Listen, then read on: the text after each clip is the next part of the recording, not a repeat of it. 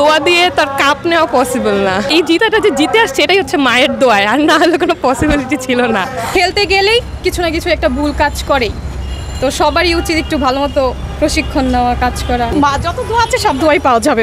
আমাদের মন থেকে সবসময় ক্রিকেটারদের জন্য অলওয়েজ দোয়া থাকে। বাংলাদেশের খেলা দেখতে গেলে এমনি হার্টবিট বেড়ে যায়।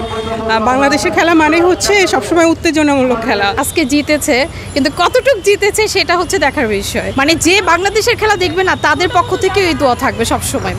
এইটা তো সারা জীবন থাকবে, ফর এভার। আমৃত্যু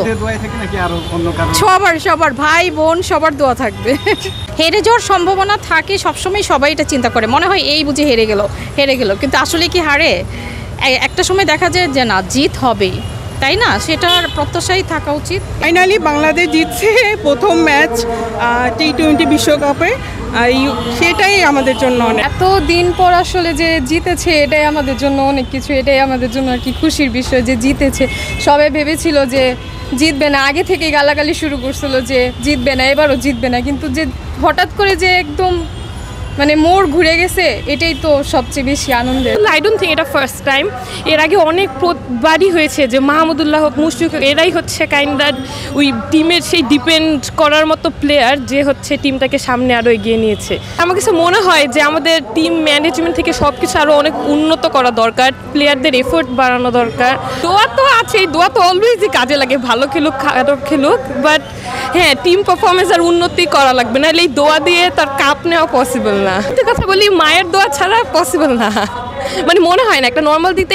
আই ডোন্ট থিঙ্ক যে তারা যদি এইভাবে খেলতে থাকে তাহলে তো এটা আসলে অনেস্টলি তাহলে তো তারা ডিজার্ভও করে না বলতে গেলে, কারণ আমি যেটা নিব সেটা আমার ডিজার্ভ করে নিতে হবে। সেই ক্ষেত্রে তাদের আরও উন্নতি করা প্রয়োজন, তাদের খেলার ওয়ে ধরনে, ব্যাটিং বোলিংটা তো তাও ব্যাটিংয়ের, বাংলাদেশে ব্যাটিং আই থিঙ্ক অনেক বেশি এটাতে উন্নতি করা উচিত। কারণ and honestly most of the কেসেসে তারা যখন দেখা যায় যে জিততেছে, দেখা যাচ্ছে কি আচ্ছা বোলিং দিয়ে তারা কোনো না কোনো বোলার হচ্ছে ব্যাকআপ হিসেবে কভার করে দিচ্ছে, বাট বাংলাদেশের ব্যাটিং র্যাঙ্কটা আই থিঙ্ক আরও ইম্প্রুভমেন্টের অনেক দরকার। যত বেশি ডেডিকেটেড ফ্যান ছিলাম আমি বিগত কিছু বছরে এর থেকে বেশি হতাশা হয়ে একটু ফলো করা কমিয়ে দিয়েছি বলতে গেলে। জেতা উচিত, এত কষ্ট করে না আর কি, একটু ভালোভাবে জেতা উচিত ছিল। কারণ এক পর্যন্ত আইসা যদি আপনার পাথিরানা বা তুষারা রারাকোভার বল থাকতো বা যদি এরকম হইতো তাহলে কিন্তু ম্যাচটা হেরেও যেতে পারতাম।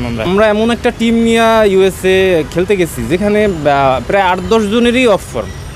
আপনি পরীক্ষা দিতে যাবেন, অবশ্যই প্রস্তুতি নিয়ে যাবেন। আপনি তো ফেল করা স্টুডেন্টকে পরীক্ষা দিতে পাঠাবেন না, অবশ্যই যারা পারফর্ম করতে পারতেছে তাদের পাঠাবেন। এই ম্যাচটা আরও ভালোভাবে জেতা উচিত ছিল, যেখানে টপ অর্ডার ব্যাটসম্যানরা এখনও ফেল হচ্ছে আর মিডল অর্ডার আছে। আমরা যেটা ভাবতাম যে যখন সাকিব তামিমরা আর কি ইয়াং ছিল যে না এরা একটু সিনিয়র হইলে অনেক টিমটা আরও ম্যাচিউর হবে, এখন এসে দেখতেছি যে এরাও এখন সিনিয়র কিন্তু তাও অতটা মানে ম্যাচিউর ব্যাটিং বা আসতেছে না।